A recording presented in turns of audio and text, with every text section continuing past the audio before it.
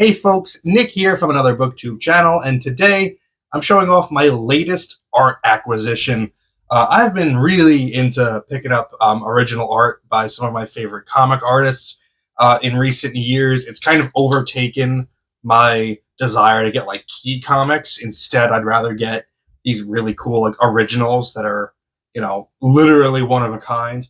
And I've managed to obtain some really cool stuff. I did a couple previous videos about some art that I've obtained. I did a New York Comic Con art haul where I got a Bruce Timm, a Stephen Bissette piece, a Tula Lote piece. Um, in my Swamp Thing read along for issue number 52, I showed off a page from that issue by Rick Veitch and Alfredo Alcala. So I've got like a pretty nice small collection going that I'm really, really proud of because I'm not a millionaire. This stuff, these are luxuries. But I'm really proud of what I've been able to piece together. And some of the artists that I've been able to obtain, I would never have believed I'd own anything by them in a million years. Like I have a Jack Kirby original pencil drawing, which is amazing, which I've never shown here before. But there's another artist that I absolutely love, one of my favorites of all time, who I never in a million years thought I'd be able to obtain an original by, and that is Frank Frazetta. Frank Frazetta is, if you don't know, one of the greatest artists of all time, period, like comic or any other medium.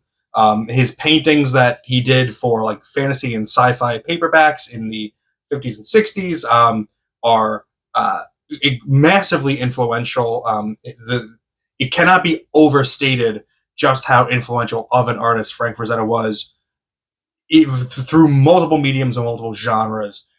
He's one of my favorite creators of all time, and I've been to like his museum in Pennsylvania multiple times. I've met his family, and it's a really awesome place if you're ever in the Poconos in Pennsylvania. His museum is in his old house where he used to live.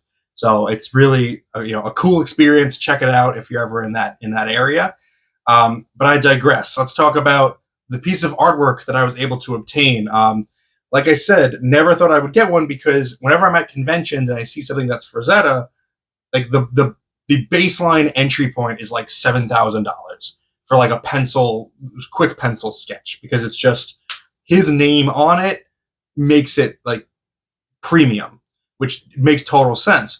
So an item popped up on an auction earlier this year, a couple months ago. Heritage Auctions is the website that I use.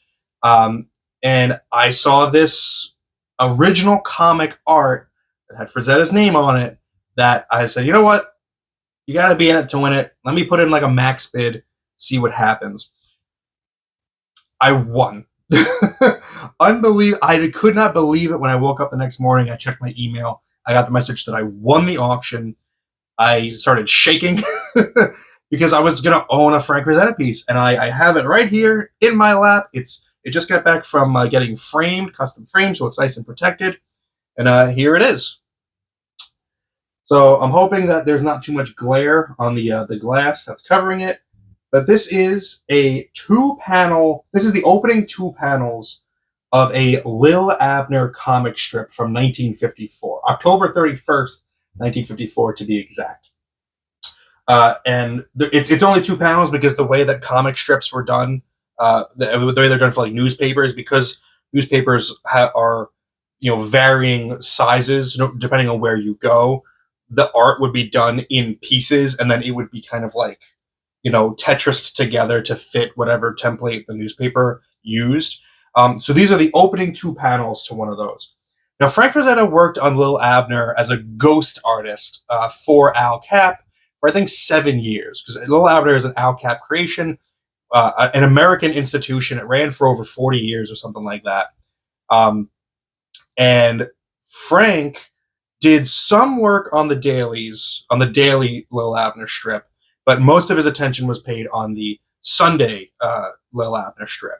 So this is a Sunday one, and there's always a question about how much work did Frank do on any one of these strips, because it is supposed to be Al Cap. I have done some research, and from what I can tell, Al Cap would write the strip, maybe do a vague like pencil like lay-in of like what the panels should look like, and then Frank would go in and draw over it and do his thing with inks.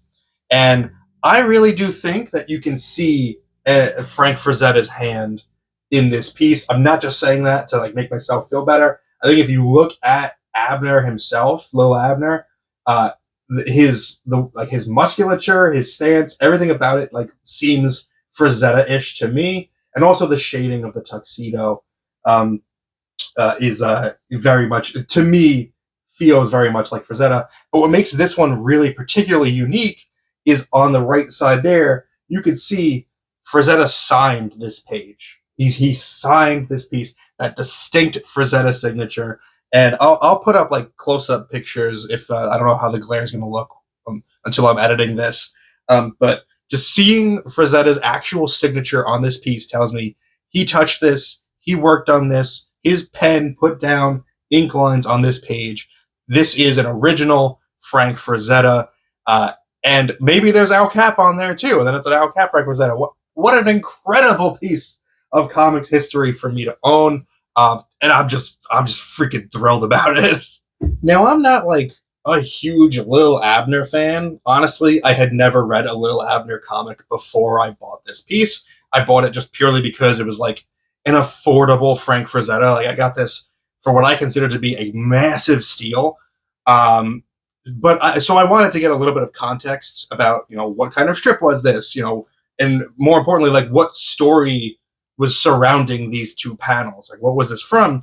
So I went on to eBay and I found this Al Cap, Lil Abner, The Frazetta Years hardcover. It was published by Dark Horse Comics. I don't know when, but really neat collection that starts with, I think there's 4 volumes of it that go over the entire course of Frazetta's time working on the Sunday strips for Lil Abner. It doesn't include any of the stuff he did for the dailies, but it's all of his Sunday strip work in here. And I chose this one because those panels appear in this book. And I'll put up a picture here to show what it looks like in this printing. And as you can see by the image that's floating in front of me right now, the colors are super saturated on this. And I was a little disappointed by it. Like this is a nicely packaged book, and it's by Dark Horse, so like they're a real company.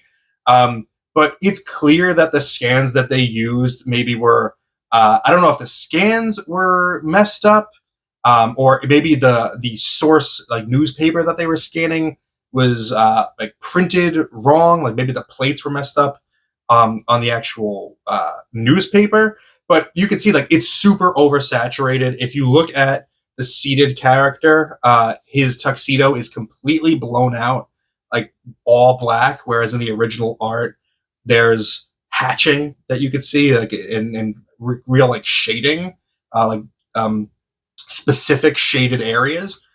So I had a feeling that this wasn't the way that this was supposed to look.